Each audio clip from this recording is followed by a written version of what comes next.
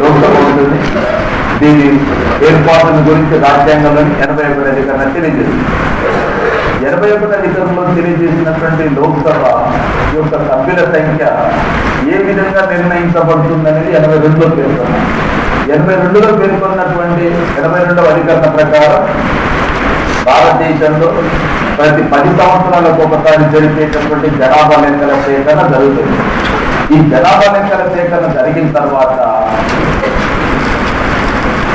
ఒక delimitation committee, అంటే కేంద్ర ప్రభుత్వం సుప్రీంకోర్టు న్యాయమూర్తిగా రిటైర్ అయినటువంటి వ్యక్తి ఆధ్వర్యంలో అతని చైర్మన్ గా ఉండేటటువంటి ఓ డీలిమిటేషన్ కమిటీ నియామకం చేస్తారు. దీంట్లో కేంద్ర ఎన్నికల కమిషన్ నుంచి రాష్ట్ర ఎన్నికల కమిషన్ అధికారి, ఏ జిల్లాకు వెళ్తే ఆ జిల్లా కలెక్టరు, ఏ ప్రాంతానికి వెళ్తే ఆ ప్రాంత ఆర్డీఓ, ఎంఆర్ఓ కూడా దీంట్లో సభ్యులుగా ఉంటారు. డీలిమిటేషన్ కమిటీ వీళ్ళంతా కలిసి ఒక నియోజకవర్గాలకు సంబంధించినటువంటి అంశం పైన పునర్వ్యవస్థీకరణ చేస్తూ ఒక నివేదికను తయారు చేస్తారు. ఆ నివేదికను తీసుకొని కేంద్ర ప్రభుత్వానికి సమర్పిస్తే ప్రభుత్వం పార్లమెంటులో దానిని ఆ నివేదిక పైన బిల్లును ప్రవేశపెట్టి పార్లమెంట్ ఆమోదిస్తే అది చట్టం అవుతుంది. తద్వారా సంఖ్య నిర్ణయించబడుతుంది. ఒకసారి పార్లమెంటు చట్టం చేసి నిర్ణయించినటువంటి సంఖ్యను కానీ లేక నియోజకవర్గాలను కానీ ఏ కోర్టులో కూడా ప్రశ్నించడానికి వీలు లేదు. మన దేశంలో పార్లమెంటరీ నియోజకవర్గాల పునర్వ్యవస్థీకరణ కానీ శాసనసభ నియోజకవర్గాల పునర్వ్యవస్థీకరణ కానీ జరిగిన తర్వాత ఆ అంశాన్ని నువ్వు ఏ కోర్టులో కూడా ప్రశ్నించడానికి అవకాశం లేదు. నువ్వు ఖచ్చితంగా దానిని ఫాలో కావాల్సిందే తప్ప దానిని ప్రశ్నించే అవకాశం లేదు. ఇది పద్ధతి. మీకు పార్లమెంట్ అంటే ఏ సభలో ఏర్పాటు అవుతుంది? సీక్వెన్స్ మనం మర్చిపోతుంది. భారత పార్లమెంట్ గురించి తెలియజేసేది 80 దేనికి సంబంధించి రాజ్యసభ, 81 లోక్సభ. ఈ రాజ్యసభకు సంబంధించిన సభ్యుల సంఖ్యల గురించి కానీ పదవీ కాలం గురించి కానీ ఎక్కడ పేర్కొన్నారు? ప్రజాప్రాతినిధ్య చట్టం. లోక్సభకు సంబంధించిన ప్రజలకు సంబంధించిన సభ కాబట్టి, ప్రజల చేత ఎన్నుకోబడిన సభ కాబట్టి జనాభాలో వచ్చేటటువంటి మార్పులను బట్టి నియోజకవర్గాల సంఖ్యను, సభ్యుల సంఖ్యను కూడా పెంచే అవకాశం ఉంది. మీరు భారతదేశ పార్లమెంటు మొట్టమొదటి ఏ సంవత్సరంలో ఏర్పడింది? 1952లో లోక్సభ ఏర్పడినప్పుడు లోక్సభ సభ్యుల సంఖ్య ఎంత? 489. ప్రస్తుత సభ్యుల సంఖ్య ఎంత? 543+2. ఇది ఎప్పుడు నిర్ణయించినారు అంటే 1971 జనాభా లెక్కల సేకరణ అనుసరించి 1973లో 31వ రాజ్యాంగ సవరణ ద్వారా ఈ సంఖ్య నిర్ణయించినారు. ఇప్పుడున్న సంఖ్య నిర్ణయించినారు. మీకు నేను గుర్తు చేసుకోవాలి. భారత రాష్ట్రపతి ఎన్నికల సందర్భంగా చెప్పినాను. భారత రాష్ట్రపతి ఎన్నికల సందర్భంగా ఒక ఎమ్మెల్యే ఓటు విలువని మనం నిర్ణయించేటప్పుడు, ఒక రాష్ట్ర ఎమ్మెల్యే ఓటు విలువ, రాష్ట్రపతి ఎన్నికల్లో ఎమ్మెల్యే ఓటు విలువ నిర్ణయించేటప్పుడు నేను మీకు చెప్పాను 1971 జనాభాను అనుసరించి ఎమ్మెల్యే ఓటు విలువ నిర్ణయిస్తారు. ఇదే కారణం అన్నమాట. అయితే మరి మీకు మన దేశంలో ఇప్పటి వరకు 4 డీలిమిటేషన్ కమిటీలు ఏర్పడ్డాయి. 1950లో ఏర్పడి, అంటే 51లో ఏర్పడినటువంటి డీలిమిటేషన్ కమిటీ, 1962లో ఏర్పడిన డీలిమిటేషన్ కమిటీ, 1972లో ఏర్పడిన డీలిమిటేషన్ కమిటీ, 2002లో ఏర్పడిన డీలిమిటేషన్ కమిటీ. 4 డీలిమిటేషన్ కమిటీలు ఏర్పడ్డాయి వాస్తవానికి. అయితే ఇంకొక అంశం కూడా ఉంటుంది. 1951లో ఏర్పడిన డీలిమిటేషన్ కమిటీ 489 నిర్ణయించింది. 62లో ఏర్పడినటువంటి డీలిమిటేషన్ కమిటీ 525 నిర్ణయించింది. 1972లో ఏర్పడిన డీలిమిటేషన్ కమిటీ 550+2, ఇక్కడ +2 ఏర్పాటు చేసుకుంటూ పోవాలి. ఓకే, మీకు ఇప్పుడు డౌట్ రావాల్సింది ఏంటి? రాజ్యాంగం ఏం చెప్తుంది?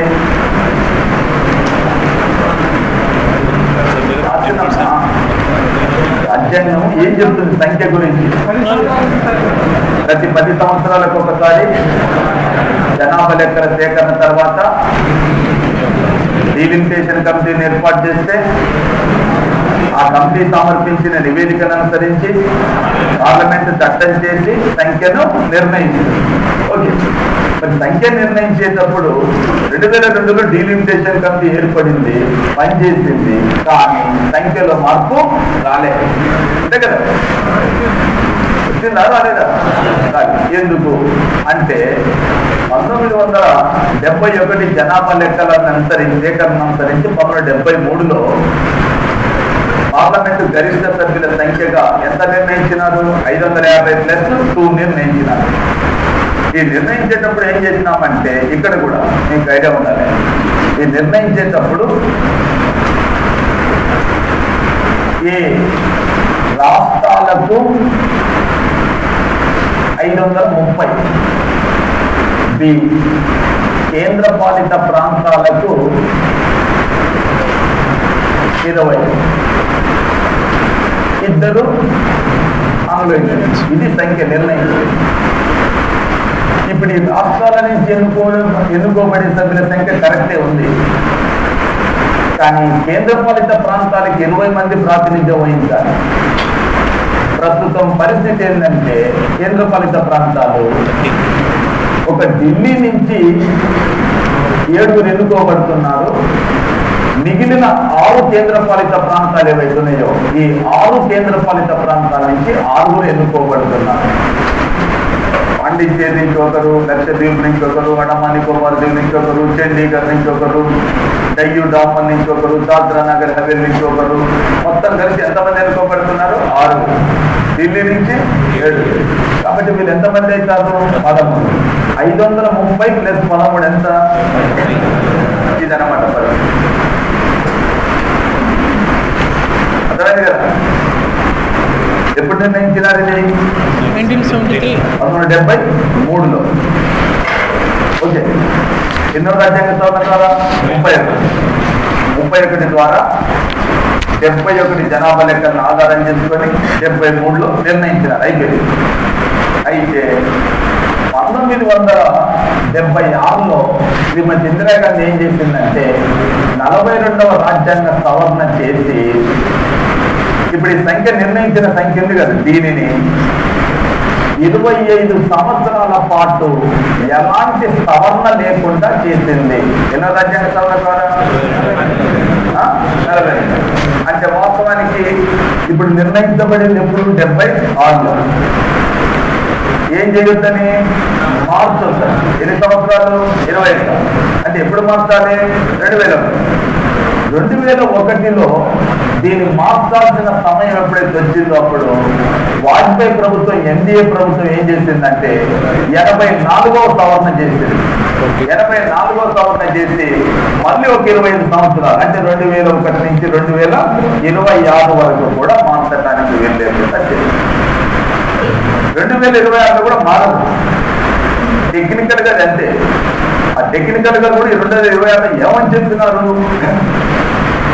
2026 తర్వాత జరిపే జనాభా లెక్కల సేకరణ అనుసరించి మార్పులు చేస్తున్నారు. మరి 2026 తర్వాత జనాభా లెక్కలంటే ఎప్పుడు చేస్తారు? 2031. అంటే 1971 జనాభా లెక్కల సేకరణ ఆధారంగా నిర్ణయించబడిన లోక్సభ సభ్యుల సంఖ్య మారితే 2031 తర్వాత, అంటే 60 సంవత్సరాల తర్వాత లోక్సభ సభ్యుల సంఖ్య మారితే మారే అవకాశం ఉంటుంది, మారకపోతే అది కూడా పెంచవచ్చు. అది పార్లమెంట్ మీద. ఇప్పుడు అర్థమైంది కదా, సభ్యుల సంఖ్యను యాక్చువల్గా చేయాలంటే ఏం చేయాలి? మార్చాలి. కానీ భారతదేశంలో మార్పులు చేయలేదు. మార్పులు చేయకుండా రాజ్యాంగంలోనే కట్టుదిట్టం చేస్తున్నారు. 1976లో 42వ రాజ్యాంగ సవరణ ద్వారా 25 సంవత్సరాల వరకు మారే అవకాశం లేదని చేస్తే, నీకు 2001లో ఎన్నో రాజ్యాంగ సవరణ? 84వ రాజ్యాంగ సవరణ చేసి 2026 దాకా కూడా మార్చే అవకాశం లేదు. రైట్. ఇది ప్రస్తుతం లోక్సభ సభ్యుల సంఖ్యకు సంబంధించినటువంటి అంశం. అయితే మీకు డౌట్ రావాలి. ఏం డౌట్?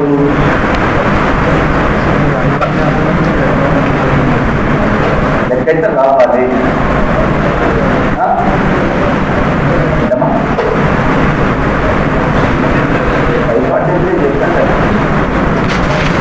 543 ఎందుకు వచ్చింది?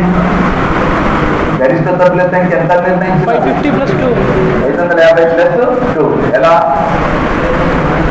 530 మంది రాష్ట్రాల నుంచి, 20 మంది ప్రస్తుతం లోక్సభ కేంద్రపాలిత ప్రాంతాల నుంచి ఎంతమంది ఎన్నికవుతున్నారు? రాష్ట్రాల నుంచి ఎన్నుకోబడే సభ్యుల సంఖ్య 500. 530 ప్లస్ 13 ఎంత అవుతుంది? ఇద్దరు ఎవరు చేత నియమించబడదు అదే కదా.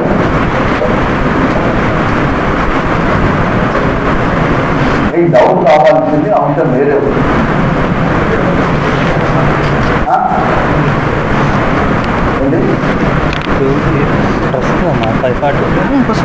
మేధావులు అనుకున్నాం,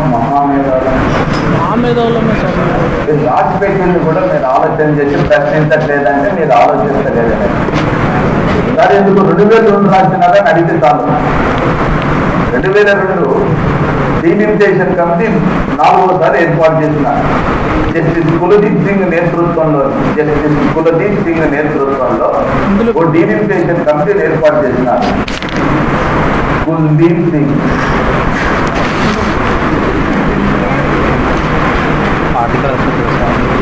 అంతే కదా మీకు రావాల్సిన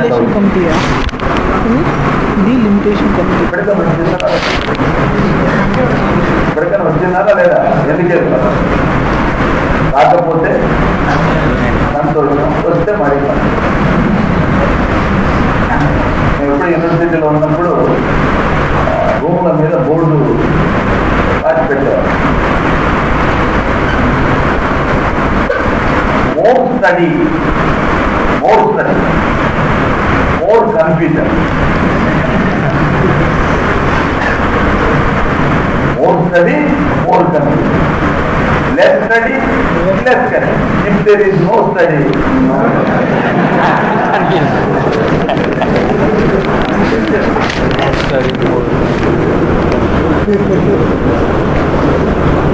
మనం కొంచెం ఆలోచించాలి.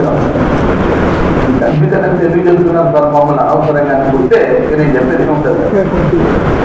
2002లో డీలిమిటేషన్ కమిటీ ఏర్పాటు చేసినారు.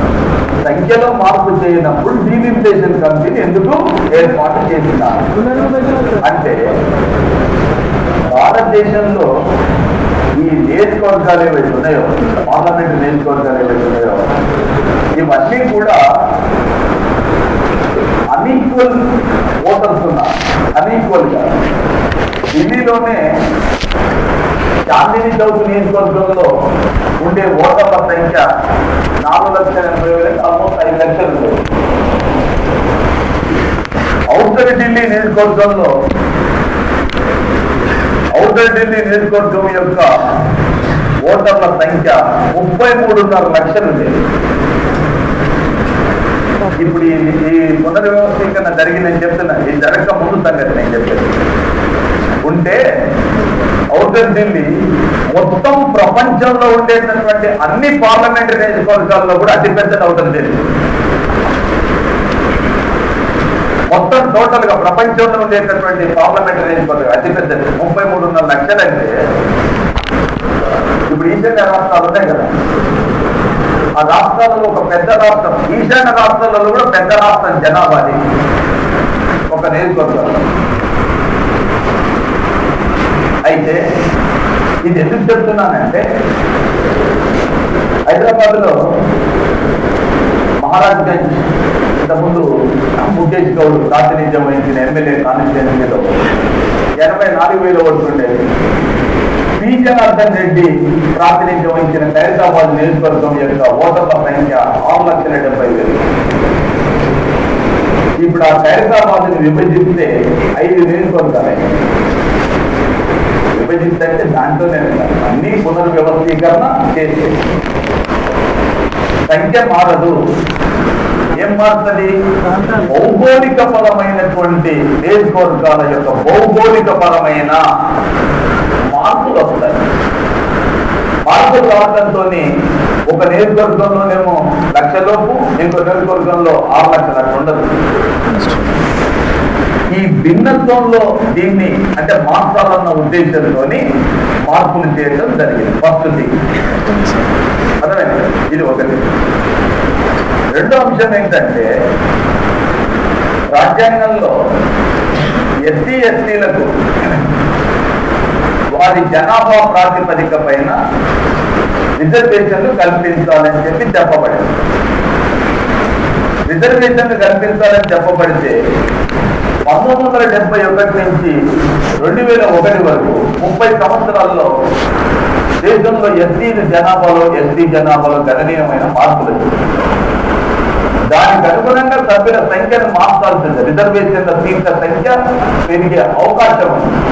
కాబట్టి ఈ జస్టిస్ కుల్దీప్ సింగ్ యొక్క సూచనను అనుసరించి, డీలిమిటేషన్ కమిటీ సూచనను అనుసరించి 87వ రాజ్యాంగ సవరణ ద్వారా ఈ నియోజకవర్గాల యొక్క భౌగోళిక పరమైన అంటే ప్రాంతీయ పరమైనటువంటి పునర్వ్యవస్థీకరణ చేసి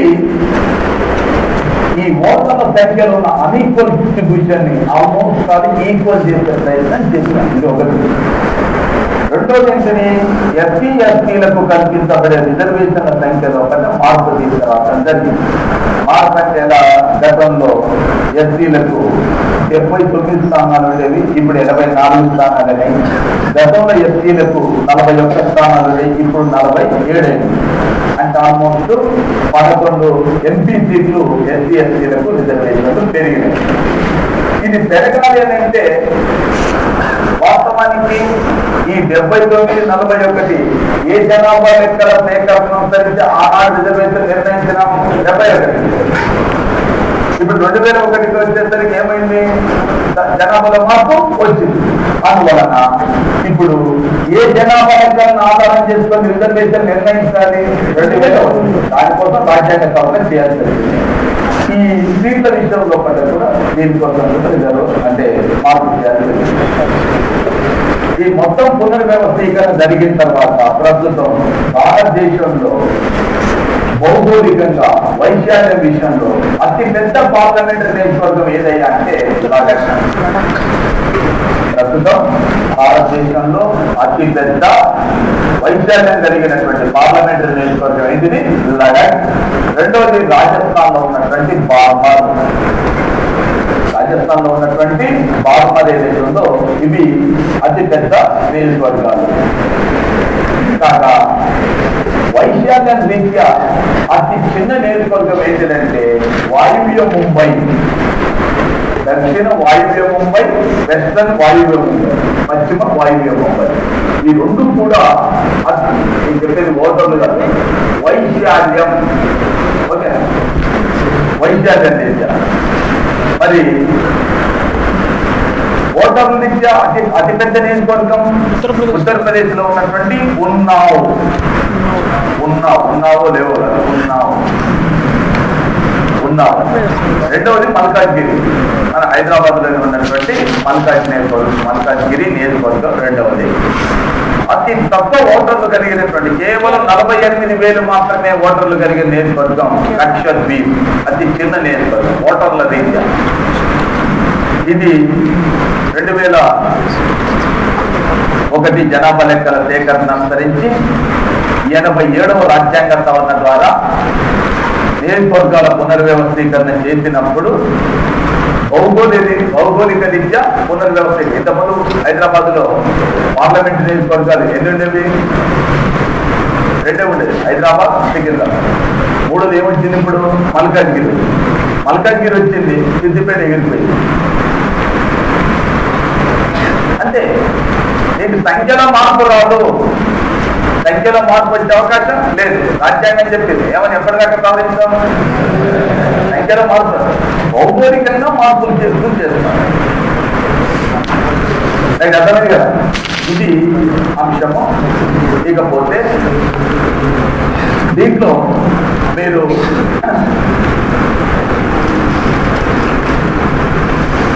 నెక్స్ట్ అంశం ఏంటంటే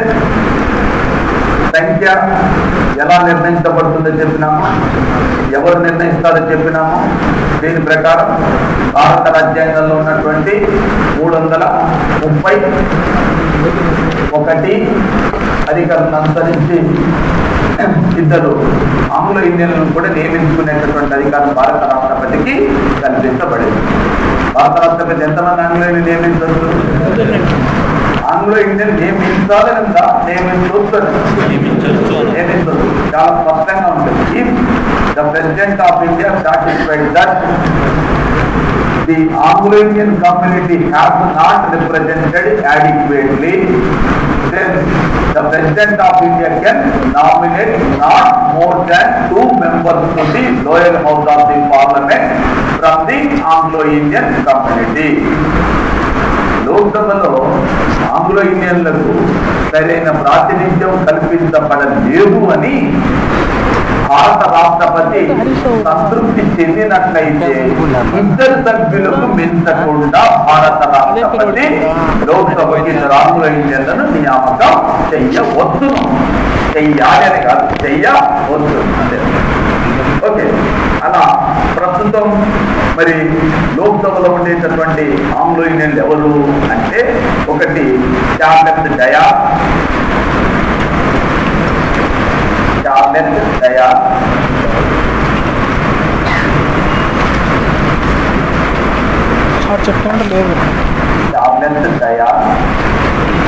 ఇంగ్రీస్ McLeod,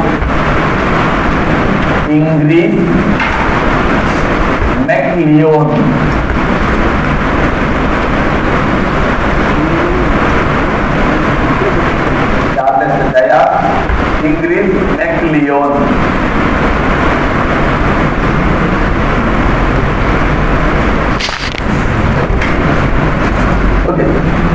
Charles Dias, doctor Charles dais.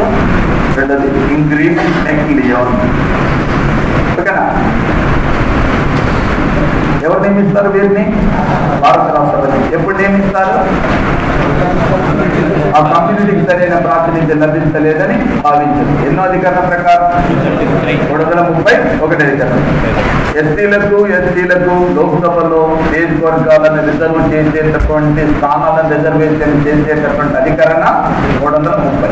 ప్రస్తుతం లోక్సభలో ఎస్టీలకు కల్పించబడిన స్థానాల సంఖ్య 84. ఎస్టీలకు కల్పించబడిన స్థానాల సంఖ్య 47. ఒకవేళ అడిగేవాడికి ఏదైనా ప్రశ్న, 87వ రాజ్యాంగ సవరణ తర్వాత ఎస్సీ ఎస్టీలకు కల్పించబడిన రిజర్వేషన్ల సంఖ్యలో వచ్చిన మార్పు ఎన్ని సీట్లు పెరిగినవి?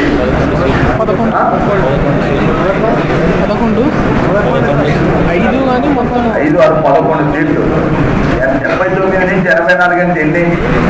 41 నుంచి 47 అంటే 5 6 కలిస్తే 4 గెలిచినందరూ 11 అయితే ఎన్ని సీట్లు పెరిగినాయంటే చాలా 11 సీట్లు పెరిగింది. రైట్. ఇకపోతే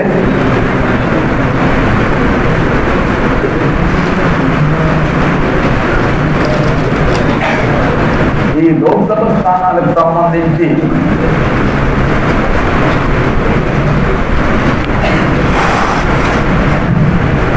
అత్యధిక స్థానాలను కలిగి ఉన్న రాష్ట్రాలు యూపీ, స్థానాలు 80. తర్వాత మహారాష్ట్ర 48. తర్వాత ఏపీ 42. వెస్ట్ బెంగాల్ 42. బీహార్ 40. తమిళనాడు 39. అదేవిధంగా మధ్యప్రదేశ్ 29. తర్వాత కర్ణాటక 28. ఇలా ఉన్నవి. మనం ఇచ్చే దాంట్లో కూడా మిగతా రాష్ట్రాల గురించి కూడా ఉంటుంది. ఓకే,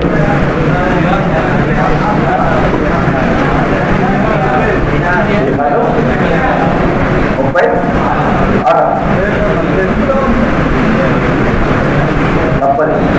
బీహార్లో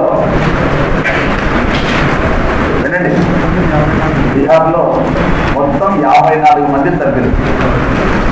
54 మంది సభ్యులైతే ఈ 54 మందిలో 14 స్థానాలు దేనికి వెళ్ళిపోయినాయి? జార్ఖండ్ రాష్ట్రానికి వెళ్ళిపోయినాయి. 14 స్థానాలు, బీహార్లో 40 స్థానాలు. దాంట్లో ఉంటే కొట్టేసి మళ్ళీ రాయాలి. రైట్.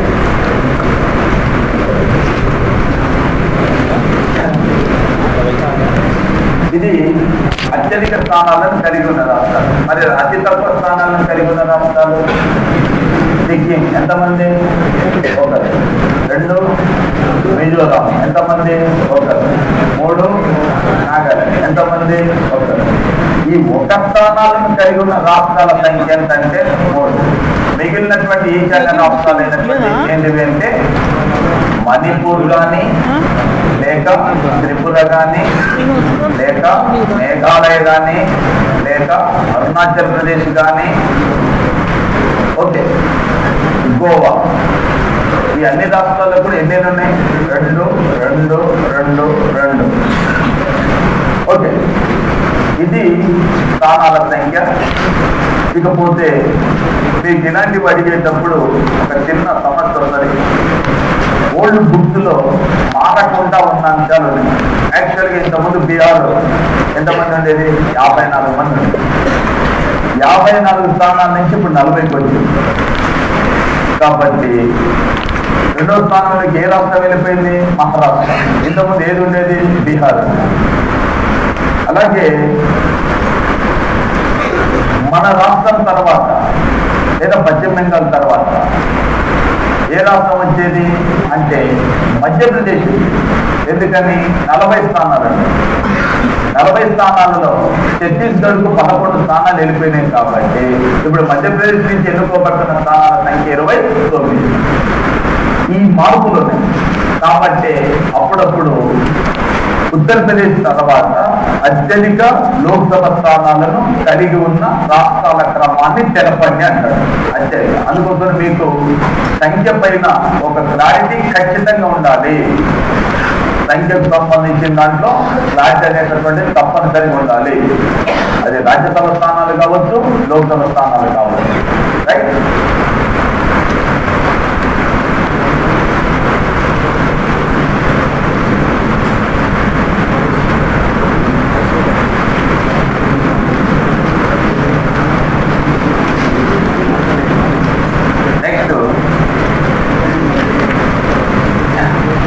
మీకు 83వ అధికరణ లోక్సభ యొక్క పదవీ కాలాన్ని గురించి పేర్కొంది. ఓకే, పదవీ కాలంలో యాక్చువల్గా ఒరిజినల్ పదవీ కాలం ఎంత? 5 సంవత్సరాలు. యాక్చువల్గా ఒరిజినల్ పదవీ కాలం 5 సంవత్సరాలు. 1976లో శ్రీమతి ఇందిరాగాంధీ 42వ సవరణ చేసి లోక్సభ యొక్క ఒరిజినల్ పదవీ కాలాన్ని 6 సంవత్సరాలు చేయడం జరిగింది. ఓకే, 1978లో 44వ సవరణ ద్వారా మళ్ళీ తిరిగి ఎన్ని సంవత్సరాలు చేసినారు? 5 సంవత్సరాలు. ఓకే, కానీ ఎప్పుడు జాతీయ అత్యవసర పరిస్థితి కాలంలో 1 సంవత్సరం కాలం పాటు అదనంగా పొడిగించవచ్చును. అదేవిధంగా లోక్సభ పదవీ కాలం పూర్తి కాకముందే దీని మధ్యలోనే రద్దు చేసేటటువంటి అధికారం ఎవరికి ఉంటుందంటే, రద్దు చేసే అధికారం ఎవరికి ఉంటుంది? రాష్ట్రపతి. పదవీ కాలం పూర్తి కావటానికంటే ముందే లోక్సభను రద్దు చేసేటటువంటి అధికారం భారత రాష్ట్రపతి కలిగి ఉంటాడు.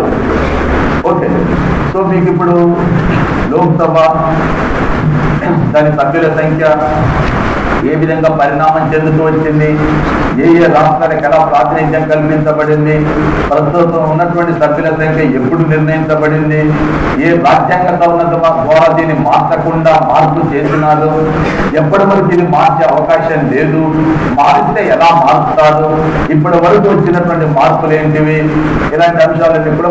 అలాగే పదవీ కాలానికి సంబంధించినటువంటి అంశంలో కూడా కొన్ని మార్పులు వచ్చినవి, మరి ఆ మార్పులు సర్దుకోవడం జరిగింది. 44వ రాజ్యాంగ సవరణ ద్వారా చెప్పబడింది ఏంటంటే యాజిటీగా 5 సంవత్సరాలు చేస్తూ ఒకవేళ జాతీయ అత్యవసర పరిస్థితి విధించబడిన సందర్భాలలో మాత్రం దీని పదవీ కాలం ఏం చేయవచ్చు పొడిగించు. ఎంతకాలం? అత్యవసర పరిస్థితి ముగిసిన 6 నెలల్లోగా తప్పనిసరిగా ఎన్నికలు నిర్వహించాలి. జాతీయ అత్యవసర పరిస్థితి ముగిసిన 6 నెలల్లోగా తప్పనిసరిగా లోక్సభ ఎన్నికలు నిర్వహించాలి. నెక్స్ట్